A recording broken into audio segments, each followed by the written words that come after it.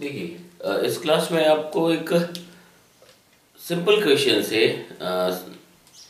Relative velocity, acceleration, work energy theorem, ठीक है, spring force, acceleration, वो सारी चीजें सिखाने की कोशिश कर रहा हूं, है ना। तो बिल्कुल ध्यान दीजिएगा। देखिए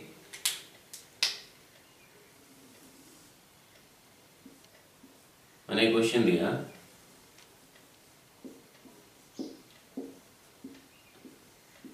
स्प्रिंग कांस्टेंट इज के।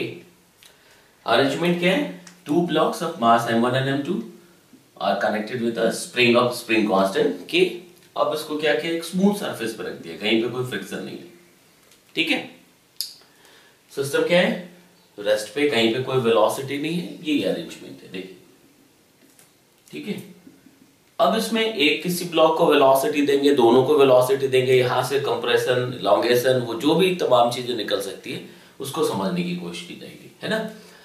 अब इसमें देखो कि क्या सिचुएशन क्रिएट किया गया कि भी इसमें कुछ वेलोसिटी दे दी इंपल्स के थ्रू, ठीक है। एट t0,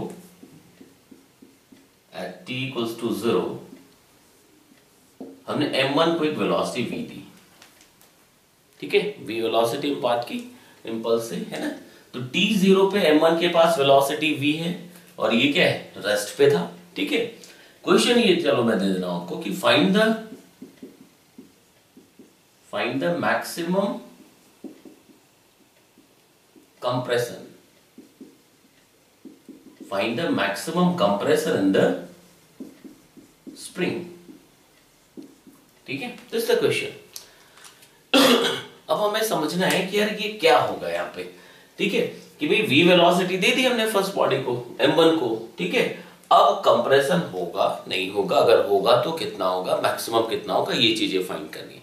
अब इसको मैं 2-3 मेथड से आपको अभी सिखा रहा हूं, है ना, जहां से रिलेटिव वेलोसिटी, एक्सेलरेशन, डिस्प्लेसमेंट, है ना, रिड्यूस मास, वो सारी चीजें सीख जाओगे यहां से, है ना। अब बिल्कुल ध्यान देना, समझना। सबसे पहले तो ऑब्जर्वेशन पे आइए, आप इस पूरे मोशन को एनालाइज करिए, जो प्रोसेस होगा अभी उसको एनालाइज करने की कोशिश करना, ये सबसे इंपॉर्टेंट चीज है मैकेनिक्स को समझने के लिए, है ना। तो देखिए क्या हो सकता है यहाँ पे, लॉज ऑफ मोशन की क्या चीजें आ सकती है, बिल्कुल पहले समझने की कोशिश करिएगा, फिर हम लोग इक्वेशन पे आएंगे, कुछ मैथमेटिकल इक्वेशंस लिखेंगे, देन फाइनल सॉल्यूशन पे पहुंचेंगे, है ना। लेकिन सबसे पहले हमें वो सारी चीजें पता होनी चाहिए, है ना, कि भाई फिजिक्स के हिसाब से मोशन कैसा हो रहा है ना, सारे रूल्स यहाँ पे फॉलो करा करके। अब देखिए, तो देखो आपने v वेलोसिटी दे दी, अब आगे क्या होगा ये हमें सोचना है फिजिक्स के हिसाब से, ठीक है ना। तो लॉज ऑफ मोशन आपने पढ़ा हुआ है, लॉज ऑफ मोशन क्या कहता है, फर्स्ट लॉ या सेकंड लॉ, दोनों, सेकंड लॉ से देख लो या फर्स्ट से, दोनों से आपको पता लग जाएगा कि भाई वो ये कहता है कि भाई अगर बॉडी रेस्ट पे है तो रेस्ट पे रहेगा, अल्टरनेटली कि आप उस पर फोर्स ना लगा दो, है ना। तो यार मैं अगर m2 की बात करूं तो at t0, at this moment, at initial moment, इस पे कोई फोर्स, नेट फोर्स नहीं है। फोर्स एक ही है, जो ग्रेविटेशनल फोर्स है उसको नॉर्मल रिएक्शन बैलेंस कर रहा है, वो भी y एक्सिस पे है। x पे कोई भी नेट फोर्स नहीं है, इस पे स्प्रिंग कनेक्टेड तो है, बट स्प्रिंग अपने नेचुरल पोजीशन पे है। तो अगर स्प्रिंग अपने नेचुरल लेंथ पे है तो क्या होगा, कोई भी फोर्स वो अप्लाई नहीं कर सकता है। अब देखिए जैसे हमने इसको वेलोसिटी दी तो इनिशियली ये रेस्ट पे होना चाहेगा, समझ आ रहा है। देखो एक एक पॉइंट, एक एक स्टेप समझते जाना, ये पूरी कहानी समझ आएगी, और 4-5 जो इंपॉर्टेंट कॉन्सेप्ट्स हैं फिजिक्स के, जो मैकेनिक्स के स्पेशली है, वो आपको समझ आ जाएगा, है ना। तो देखिए सॉरी, अब आपने वेलोसिटी दी, ये रेस्ट पे रहेगा, शुरू में थोड़ा सा कंप्रेशन दिखेगा, भाई ये रेस्ट पे है और ये मूव कर रहा है, तो मूव कर रहा है तो ये मूव करता करेगा, है ना, ये रेस्ट पे तो रेस्ट पे रहेगा। तो t0 से थोड़ा सा अगर आप आगे बढ़ते हो, मैं यहां से टाइम फ्रेम ऐसा देखो, t0 से थोड़ा सा अगर आगे बढ़ोगे, अब कंप्रेशन दिख जाएगा। कंप्रेशन को मैं x से लिख रहा हूं, ये दिखेगा। क्यों कंप्रेशन आया यार, सेकंड बॉडी रेस्ट पे था, first towards the first move कर रहा था, टुवर्ड्स द सेकंड, तो क्या होगा, कंप्रेशन आ जाएगा। जैसे कंप्रेशन आ गया, अब देखो फोर्स जनरेट हो गया, ऐसा समझते जाएगा। मैं बिल्कुल बेस्ट पॉसिबल वे जो हो सकता है एक्सप्लेन करके आपको सिखा देने का, मैं वो पूरी कोशिश कर रहा हूं, ठीक है। और आप थोड़ा सा एफर्ट लगाइए, समझ आ जाएगा आपको। देखिए m1, M2, तो दोनों पे एक फोर्स डेवलप हो गया due to this compression in the spring. अब ये जो फोर्स है देखो M1 के पास जो V था उसके ऑपोजिट डायरेक्शन में M1 के पास जो वेलोसिटी था वो इस तरफ था, ठीक है। M2 इनिशियली रेस्ट पे था, यहां तक समझ आ रहा है। तो ये देखो kx और ये भी क्या हो गया kx, समझिएगा। अब इन दोनों फोर्सेस का रोल क्या होगा M1 और M2 के मोशन में, ये समझना है। देखिएगा अभी जो सिस्टम है ये तो मूव कर रहा होगा, क्यों भाई, ये जो फोर्स है ये M2 में कुछ वेलोसिटी प्रोवाइड, M2 की वेलोसिटी इंक्रीज कराएगा, बिकॉज ये जो फोर्स है ये इसको एक्सेलरेशन दे रहा है, बट M1 पे वही फोर्स रिटार्डेशन दे रहा है। बिकॉज इस मोमेंट पे रिटार्डेशन इसलिए मैंने कहा कि भी V के ऑपोजिट डायरेक्शन में, तो V के मैग्नीट्यूड को क्या कर रहा है, कम कर रहा है। समझ आ रहा है। अब देखिए, देखना ध्यान से समझना, अब इसका V बढ़ता जाएगा, सॉरी कम होता जाएगा, और इसका क्या होगा, बढ़ता चला जाएगा। अब मैं आपको ऐसा दिखा रहा हूं, M1 M2, इनिशियली इसके पास वेलोसिटी V थी, इसके पास क्या थी, 0, लिख सकते अब ये शुरू में V था, ये 0 था यार, अब ये V से डिक्रीज कर रहा है। ये क्यों डिक्रीज कर रहा है, बिकॉज इस पे जो फोर्स था वो बैकवर्ड डायरेक्शन में था, V के ऑपोजिट डायरेक्शन में ये फोर्स था, ठीक है। देखिए इसको मैं ऐसा सिखा रहा हूं ताकि आपको एकदम समझ आ जाए। देखिए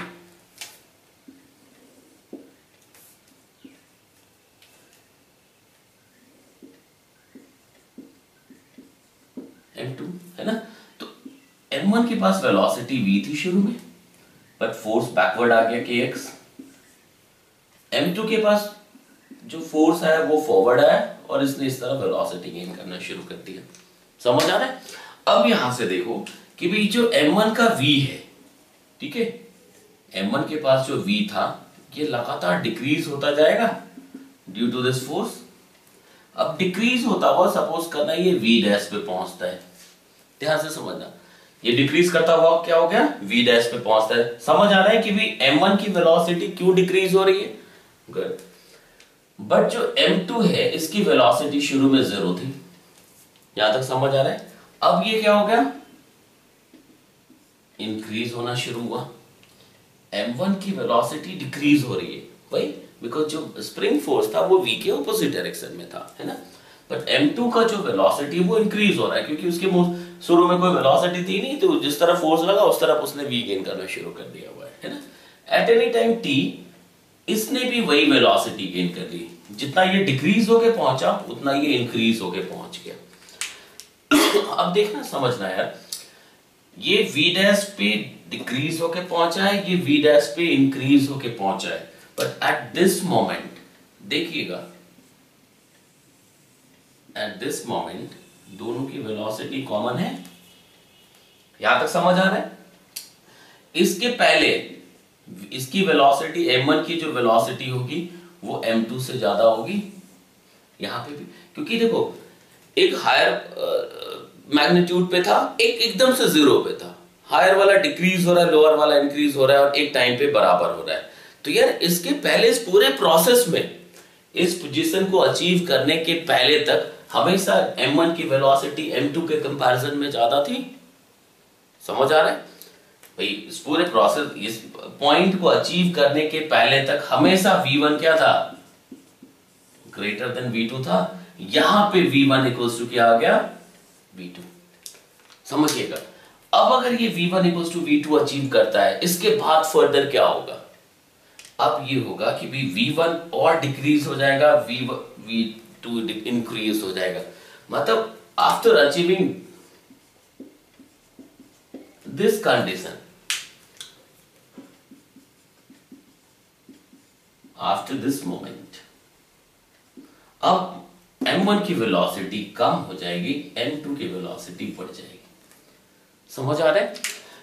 समझिएगा फिर से, एकदम समझा रहा हूं। M2 रेस्ट पे था, M1 मूव कर रहा था V से, स्प्रिंग कंप्रेस हो गया, बिकॉज M2 रेस्ट पे होना चाहेगा, और M1 में वेलोसिटी थी तो M2 की तरफ मूव करना चाहेगा। जैसे कंप्रेशन आ गया, दोनों पे फोर्स डेवलप हो गया, इस पे बैकवर्ड डायरेक्शन में, इस पे फॉरवर्ड डायरेक्शन में। स्प्रिंग फोर्स आपने पढ़ा हुआ है ऐसा, है ना।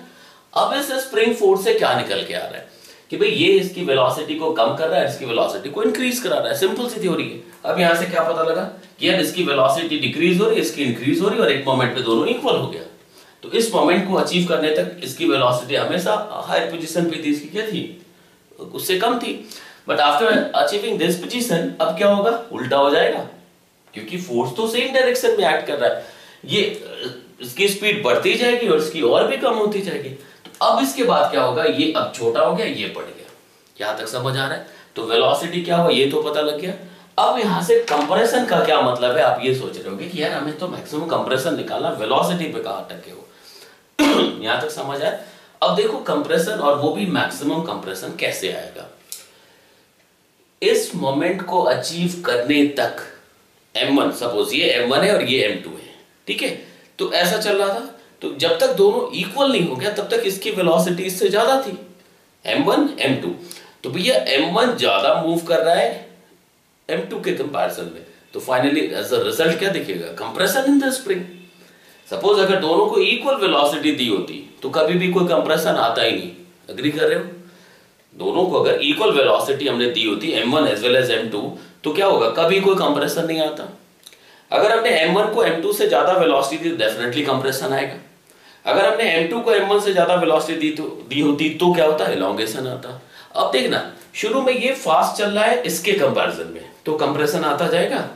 जिस मोमेंट पे दोनों इक्वल हो गया, ये वाली मोमेंट, अब ये स्लो हो जा रहा है, ये फास्ट हो जा रहा है, तो जो तुमने कंप्रेशन गेन किया था अब वो लूज करना शुरू कर देगा। समझिएगा, ये फास्ट चल रहा है, ये स्लो चल रहा है, इसके कंपैरिजन में कंप्रेशन बढ़ता जा रहा है, इक्वल हो गए दोनों। अब ये तेज चलने लगे, तो जो कंप्रेशन मिला वो क्या हो गया, कम होना शुरू हो गया। इट मींस कि at the time of maximum compression दोनों की वेलोसिटी इक्वल होनी चाहिए। इस पॉइंट पे पहुंचना था हमें। ये समझ आ रहा है कि भी at the time of maximum compression, जो हम इस पूरे डिस्कशन का जो कंक्लूजन है इस क्वेश्चन के हिसाब से, इस क्वेश्चन को सॉल्व करने के हिसाब से, वो क्या निकल के आया कि भी at the time of maximum compression, at the time of maximum compression दोनों की वेलोसिटी इक्वल होनी चाहिए। ठीक है, फर्स्ट की वेलोसिटी सेकंड के इक्वल होनी चाहिए। यहां तक समझ आ गया। ये क्यों हुआ था पता लग गया भाई, इस पॉइंट पे पहुंच गए। अब कई मेथड निकल के आ जाएंगे जहां से आप इसको सॉल्व कर पाओगे इस क्वेश्चन को। ठीक है, आप एक बार इसको नोट कर लीजिए। अगर इसमें कुछ डाउट रहता है तो आप हमें जरूर लिखिएगा। ठीक है, क्योंकि ये डाउट क्लियर होना जरूरी है, क्योंकि इसको हम लोग फिर एसएचएम में भी यूज करेंगे, कई जगहों पे ले जाएंगे इस प्रॉब्लम को। ठीक है, लिख लीजिए।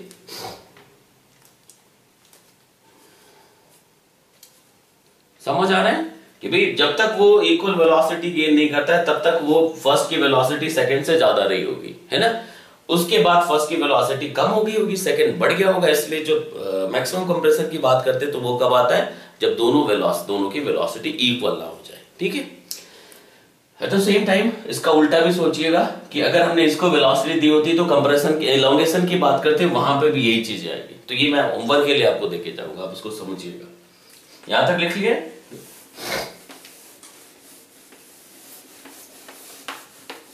तो देखो, अभी तक के डिस्कशन में हमें सिर्फ ये क्लू मिल गया, ये पता लग गया इस प्रॉब्लम को सॉल्व करने के लिए कि भैया मैक्सिमम कंप्रेशन पे दोनों की वेलोसिटी इक्वल होगी। ठीक है, तो अब मैं डायग्राम बना देता हूं। जब आप मैक्सिमम कंप्रेशन पे पहुंच जाते हो तो ये सपोज मैक्सिमम कंप्रेशन का टाइम है। ठीक है, x not is the maximum compression. ठीक है, x not is the maximum compression. तो इस टाइम पे दोनों की वेलोसिटी इक्वल होनी चाहिए, तो हमने एज्यूम कर लिया v डैश, और ये भी क्या हो गया v डैश। ठीक है, at the time of maximum compression जो दोनों की वेलोसिटी थी, इसको इक्वल एज्यूम कर लिया। फर्स्ट पे v डैश, सेकंड पे भी v डैश लिख दिया। ठीक है, अब देखो, अगर मैं m1 और m2 को एक सिस्टम एज्यूम कर लूं, ठीक है, तो net force on this system, net force on this m1 plus m2 system is 0। ठीक है, net force on this m1 plus m2 system is 0। तो चेंज इन मोमेंटम क्या होना चाहिए, जीरो, मतलब P initial should be equal to P final. Momentum conservation in absence of net external force, total linear momentum remains conserve, ऐसा लिख सकते हैं। तो P1 equals to P initial must be equal to P final. Why? Because net force on the system is zero. क्या equation आएगा? Initial momentum क्या था, m1v, because m2 तो रेस्ट पे था। फाइनल मोमेंटम कितना आ गया, m1 plus m2 into v dash.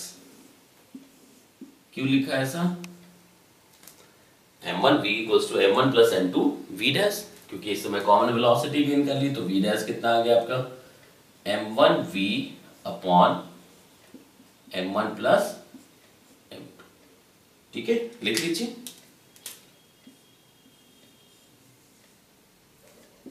First equation यहां तक समझ आ रहा है? तो फर्स्ट इक्वेशन कहां से मिला आपको, फ्रॉम मोमेंटम कंजर्वेशन। दो तीन पॉइंट समझ में आया आपको, है ना? मोमेंटम कंजर्व कैसे कराना है और वहां से क्या मिल गया, मोमेंटम कंजर्व क्यों करा, बिकॉज नेट फोर्स जीरो था। ठीक है, सबसे इंपॉर्टेंट वो जो मोशन को, प्रोसेस को, अरेंजमेंट को, उसको एनालाइज करने की जो चीज है, वो सबसे इंपॉर्टेंट रोल प्ले करती है प्रॉब्लम को सॉल्व करने के लिए, है ना? तो उसको ध्यान दीजिएगा। यहां तक समझ आ गया? तो देखो ये कैसे लिख दिया हमने, ये पता लग गया। अब सेकंड इक्वेशन एक और भी चाहिए हमारे को, क्योंकि दो अननोन है भी, एक x भी चाहिए, x नॉट भी चाहिए और v डैश भी। दूसरा क्या होगा, सिस्टम की एनर्जी कंजर्व हो सकती है, बिल्कुल होगी, क्योंकि कहीं पे कोई फ्रिक्शन है, कोई डिसिपेटिव एनर्जी वैसे कुछ तो है नहीं, है ना? तो सिस्टम की एनर्जी कंजर्व करा दो। तो फर्स्ट मोमेंटम कंजर्वेशन से मिल गया, दूसरा क्या होगा, एनर्जी कंजर्वेशन। सेकंड आपको मिल जाएगा कहां से, एनर्जी कंजर्वेशन से। तो इनिशियल एनर्जी क्या थी आपके पास, ओनली काइनेटिक, हाफ m1v², लिख सकते। फाइनली आपको क्या मिल गया, काइनेटिक ऑफ बोथ, तो half m1 plus m2, half m1 plus m2 into v dash square, because उसमें कॉमन वेलोसिटी गेन कर ली थी at the time of maximum compression. एक और भी एनर्जी है, कौन सी एनर्जी, स्प्रिंग एनर्जी, तो हाफ के x नॉट स्क्वायर, लिख सकते हैं। ये सेकंड इक्वेशन आ गया। अब एक बार समझ के इसको देखिए और लिख लीजिए, एक बार इसको समझिए और लिखिए। Momentum conservation, energy conservation. Momentum conservation से ये मिल गया, एनर्जी कंजर्वेशन से ये इक्वेशन मिल गया। वो आपके पास दो इक्वेशंस हैं with two unknowns, v dash, v तो गिवन है, v dash and x not find कर लेंगे, लिख लीजिए इसको।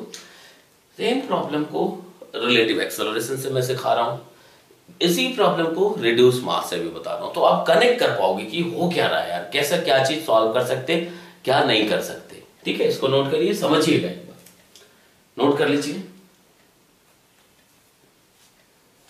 अब इसको सॉल्व कर लीजिएगा, 1/2 कैंसिल होगा तो आप इसको निकाल लेंगे तो वो बन जाएगा। वो मेरे ख्याल से फाइनल आंसर जो आना चाहिए, x नॉट रिड्यूस मास वाले से आप शॉर्टकट फॉर्मूला सोच सकते, लिख लीजिए। आप एक बार सॉल्व करिए, आपको पता लग जाएगा।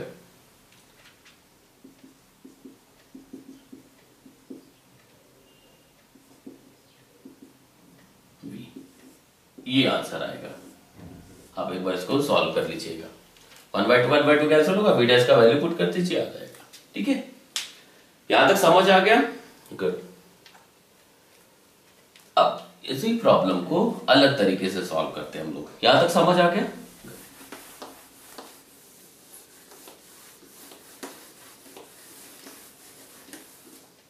देखो यूज यही करेंगे, मतलब यही हमें गाइड कर रहा होगा कि कैसे सॉल्व करना है। सेकेंड में हमने देखा 1 को अलग से सोच रहे, 2 को अलग से सोच रहे आप, है ना?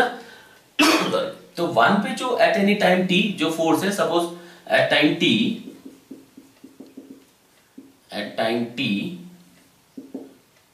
x is the compression in the spring, तो 1 पे जो फोर्स लग रहा होगा वो किधर होगा, इधर होगा, कितना kx, और 2 पे जो फोर्स लग रहा होगा वो कितना होगा फॉरवर्ड में kx लिख सकते। यहां तक समझ आ रहा है। अब देखिएगा, अगर इस मोमेंट पे फर्स्ट के एक्सेलरेशन की बात करें, अगर इसको हमने पॉजिटिव एक्सिस लिख दिया तो ये कितना हो जाएगा, minus kx by m1। At the same time जो सेकंड का एक्सेलरेशन होगा वो कितना होगा, kx बाई m2 लिख सकते हैं। यहां तक समझ आ रहा है। तो देखो, फर्स्ट का एक्सेलरेशन पता है, सेकंड का एक्सेलरेशन पता है। t0 पे क्या कहानी थी, at t is equal to 0 first की वेलोसिटी कितनी थी, v, और सेकंड की वेलोसिटी कितनी थी, 0। ये एक अरेंजमेंट आपको दिख रहा है कि भाई at any time t, suppose the compression in the spring is x, तो at that time the force on m1 will be kx। इस डायरेक्शन में फोर्स m2 पे क्या होगा, kx फॉरवर्ड डायरेक्शन में। हमने न्यूटन्स लॉ यूज किया, first का एक्सेलरेशन फाइंड कर लिया, सेकंड का एक्सेलरेशन फाइंड कर लिया। कर सकते। तो a1 is equal to minus kx by m1, a2 is equal to kx by m2 लिख सकते हैं। अब इसको रिलेटिव मोशन से सॉल्व कर लेते हैं कि भाई अगर कंप्रेशन इन द स्प्रिंग चाहिए तो वो क्या है, फर्स्ट मूव कर रहा है, सेकंड भी मूव कर रहा है, ग्राउंड के फ्रेम में दोनों ही मूव कर रहा है। तो ग्राउंड के फ्रेम में अगर आप देखोगे दोनों अगर इक्वल वेलोसिटी से मूव कर रहा है तो कंप्रेशन नहीं आएगा। इट मींस कि कंप्रेशन के लिए क्या मैटर कर रहा है, displacement of first body with respect to second body. If it is positive then definitely there will be some compression in the spring, if it is negative there will be some elongation. ये बात समझ आ रही है आपको कि भी हमारे को क्या चाहिए कि भी ये दो बॉडी मूव कर रहे हैं, अगर इसका डिस्प्लेसमेंट इसके फ्रेम में कुछ आया है पॉजिटिव में देन कंप्रेशन होगा। समझ आ रहा है। मतलब हमारे को क्या करना है कि maximum displacement of first with respect to second निकालना, ये टारगेट है, वही मैक्सिमम कंप्रेशन है। समझ आ रहा है। मतलब हमें चाहिए क्या कि भाई displacement of first with respect to second जो मैक्सिमम हो सकता है, अगर हम लोग ये फाइंड कर ले तो यही हमारा आंसर होगा। ठीक है। अब देखो, initial velocity of first with respect to second को v लिख सकते हैं। ये तो ये समझते हैं, फर्स्ट 1 2 लिख दिया मतलब u initial velocity of 1 with respect to 2 is v, because initially क्या था, m2 रेस्ट पे था। तो इनिशियली m2 की वेलोसिटी 0 थी, इसलिए ये हमने लिख दिया। यहां तक समझ आ रहा है। एक्सेलरेशन ऑफ 1, एक्सेलरेशन ऑफ 2 मिला हुआ है हमें। तो देखो, एक्सेलरेशन ऑफ 1 2 क्या हो जाएगा, acceleration of 1 with respect to 2 क्या लिख सकते हैं, इसमें इसको सब्ट्रैक्ट करना मतलब माइनस में आ जाएगा, minus kx m1 minus kx upon m2। कैसे लिखा समझ आ रहा है भाई। इसके पास एक्सेलरेशन इस तरफ है, इसके पास एक्सेलरेशन इस तरफ था, तो अगर relative acceleration of this with respect to this हो तो दिस माइनस दिस हो जाएगा। ठीक है ना। तो ये क्या हो जाएगा, माइनस करोगे तो माइनस kx m2, तो क्या आ जाएगा, फाइनली लिख सकते हैं। यहां तक समझ आ रहा है। ऐसा आपने पढ़ा होगा, ऑपोजिट में ऐड होता है नहीं, तो ऑपोजिट डायरेक्शन में एक्सेलरेशन है तो मैग्नीट्यूड क्या होना चाहिए था, दोनों का सम होना चाहिए था। ठीक है। तो यहां तक इसका एक अलग सा सेशन होगा, उसमें देखेंगे हम लोग कि भी रिलेटिव एक्सेलरेशन वेलोसिटी डिटेल में किसी एंगल पे जाते हैं तो कैसे बन जाएगा, है ना। स्ट्रेट लाइन पे तो चलो एडिशन और सब्ट्रैक्शन से काम चल जाता है, 90 पे हो 45 डिग्री पे दोनों का अलग अलग डायरेक्शन हो, तो रिलेटिव एक्सेलरेशन तक कैसे पहुंचेंगे आप, है ना। अब देखो यार, a12 फाइनली क्या हो गया, माइनस kx। ठीक है, 1 upon m1 plus 1 upon m2 लिख सकते हैं। अब ये क्या होगा, dx12, ये इसको आप v के उसमें ले जाए तो dv12 अपॉन dt,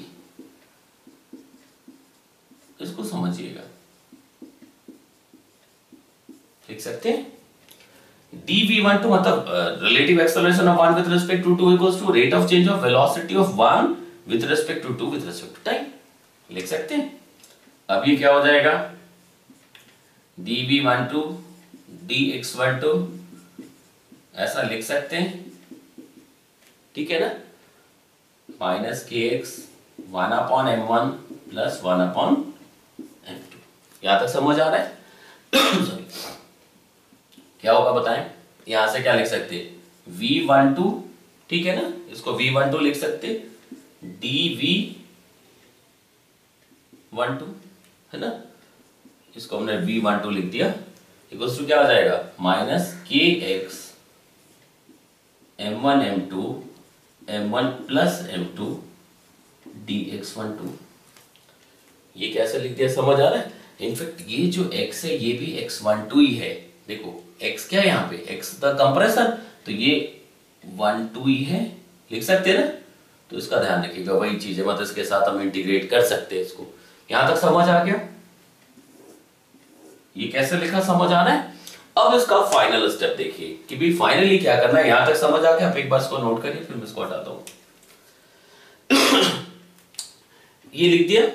अब देखो इस तरफ आ जाइए। अब देखिए v12 dv12 माइनस के एक्स, ठीक है,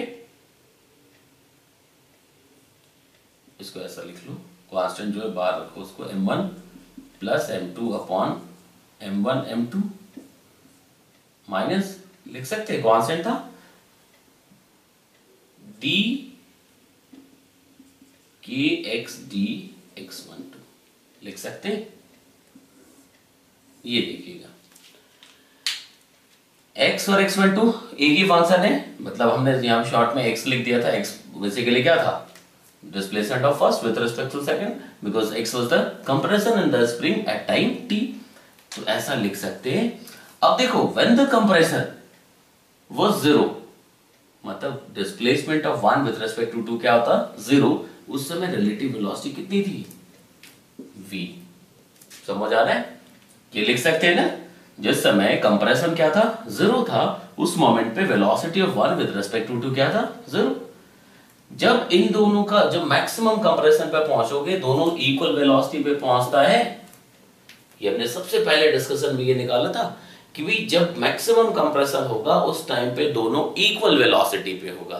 तो इक्वल वेलोसिटी पे अगर आप पहुंचते हो, इट मींस कि रिलेटिव वेलोसिटी जीरो हो जाएगा। तो देखो at the time of maximum compression, ठीक है, v1 इक्वल्स टू v2, मतलब v12 0 लिखेंगे, relative velocity of one with respect to two क्या हो जाएगा, जीरो, लिख सकते हैं। अब देखिए इसको सॉल्व कर दीजिए आप, यहां से क्या आ जाएगा माइनस v²/2 लिख सकते हैं, minus m1 plus m2 upon m1 m2 के कांस्टेंट है, ये क्या हो जाएगा, जीरो से ये मैक्सिमम पहुंच गए, x12 इसको मैं x0 लिख देता हूं, है ना, तो kx02, इसी को हमने x0 लिख दिया।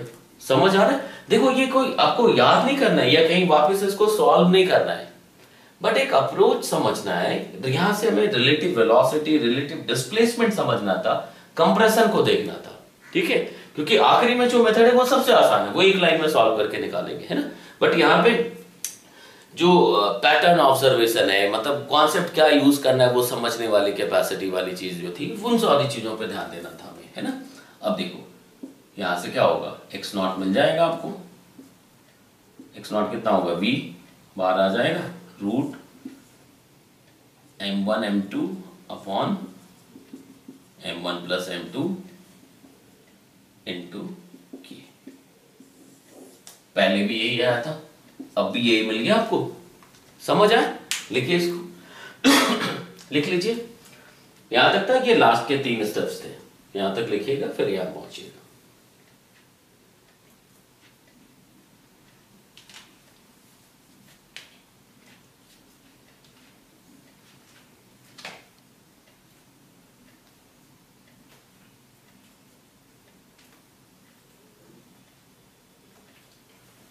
हो गया? समझ आ रहा है कि भाई हमने रिलेटिव वेलोसिटी से सॉल्व किया, तो कुल मिलाकर के समझने की जरूरत क्या थी कि भाई initial velocity of one with respect to v, finally मतलब फाइनल पोजीशन उसको कह रहे हैं जब ये मैक्सिमम कंप्रेशन पे पहुंचता है, दोनों की वेलोसिटी इक्वल होनी चाहिए, मतलब जो रिलेटिव वेलोसिटी है of one with respect to इसको जीरो।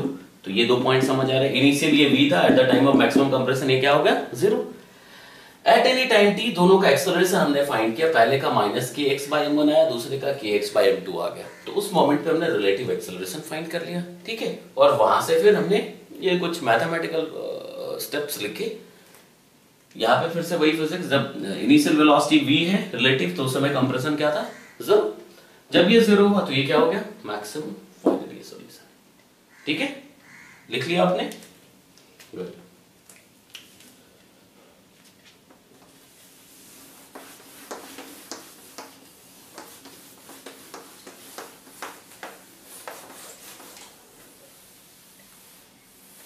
अब इसको रिड्यूस मास से भी कर सकते हैं।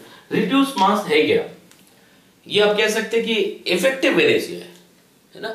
अगर टू बॉडी सिस्टम होता है तो ये इफेक्टिव इनेर्शिया होता है, आप ऐसा कह सकते हैं इसको, है ना, क्योंकि वहां पे रिलेटिव चीजों से ही निकालनी है हमें, है ना।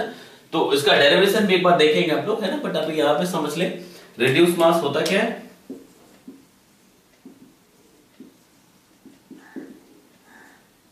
म्यू से लिखते नॉर्मली, है ना। रिड्यूस मास क्या हो जाएगा m1 m2 upon m1 plus m2। ठीक है, रिड्यूस मास यही होता है m1 m2 upon m1 plus m2। ठीक है, ये क्या है इफेक्टिव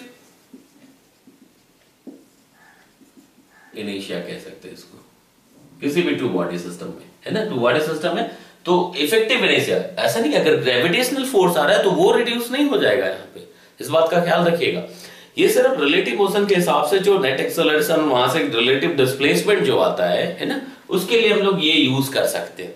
ऐसा नहीं कि रिड्यूस मास लिख करके नेट वेट कम कर लो, क्योंकि आप यहाँ पे देखोगे तो रिड्यूस मास ईच मास के इक्वल होगा या तो उससे कम होता है।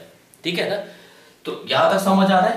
तो देखो इसमें क्या करना है, इस टू बॉडी सिस्टम को वन बॉडी जैसा देख सकते हैं हम लोग, है ना, कि भाई हमने वेलोसिटी v दे दी, है ना, तो आप इसको ऐसा कर लो म्यू v वेलोसिटी दे दी, स्प्रिंग कांस्टेंट के, और यहाँ पे रिड्यूस मास रखना है तुम्हें। ठीक है, तो देखो मैक्सिमम कंप्रेशन पे क्या होगा, ये रेस्ट पे आएगा।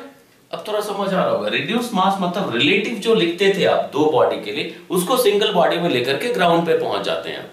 ठीक है, इसको डिटेल में एक बार हम लोग पूरा सेशन इसमें लगाएंगे, है ना। तो अभी तो ये समझिए रिड्यूस मास का फॉर्मूला क्या होता है, m1 m2 upon m1 plus m2। एक लाइन में कह सकते हैं इसका definition, it is the effective inertia. ठीक है ना, it is the effective inertia. v velocity दे दी, स्प्रिंग कांस्टेंट इज k। अब क्या आएगा, मैक्सिमम कंप्रेशन पे v क्या हो जाएगा भाई, x जब x मैक्सिमम होगा उस मोमेंट पे v क्या आएगा 0।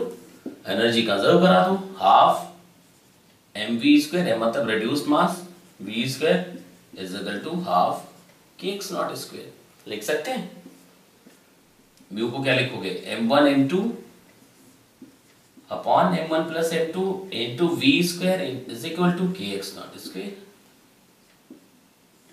लिख सकते, फाइनली क्या आ जाएगा। ठीक है, देयरफॉर x नॉट कितना आएगा, v m1 m2 upon m1 plus m2 into k। ये फिर यहां से आ सकता, लिख सकते।